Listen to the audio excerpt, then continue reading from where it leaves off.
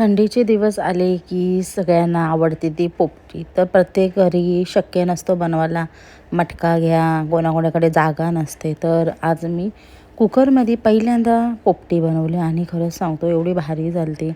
तर पोपटीसाठी सामान मका, बटाटे, आपले चिकन घेतलेला. पहिले तर मी थोडाच म्हणजे सामान घेतलं, कारण पहिल्यांदा मी बनवते त्यामुळं मला पण माहीत नव्हतं कशी होईल.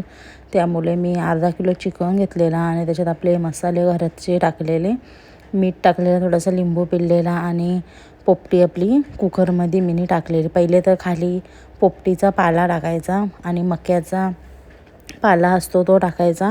त्याच्यावरती मग आपल्या तुरीच्या वालाच्या शेंगा टाकायच्या आणि त्याच्यामध्ये चिकन टाकायचं. परत तुरीच्या वालाच्या शेंगा, मग बटाटा, मका, तुम्हाला जे टाकायचं म्हणजे ते तुम्ही टाकू शकता. आम्ही एवढं हेच खातो त्यामुळं मी याच गोष्टी टाकल्या आणि 3 कुकरला शिट्टी द्यायच्या. आणि खरं सांगतो पोपटी एवढी भारी झाली ती. आणि पाणी वगैरे अजिबात टाकायचं नाही, कारण तो पाला असतो त्यालाच पाणी सुटतो. त्यामुळे पाणी टाकू नका आणि कुकरला 3 शिट्ट्या द्या फास्ट गॅसवर. 3 शिट्ट्या दिल्या तरी मस्त पोपटी होते. आणि पोपटी एवढी भारी लागलेली का आपण जशी मटक्यात बनवतो तशीच पोपटी झालेली. तर नक्की बनवा आणि माझा व्हिडिओ आवडला तर लाईक करा, शेअर करा. नवीन असेल तर चॅनलला सबस्क्राईब करा. बाय.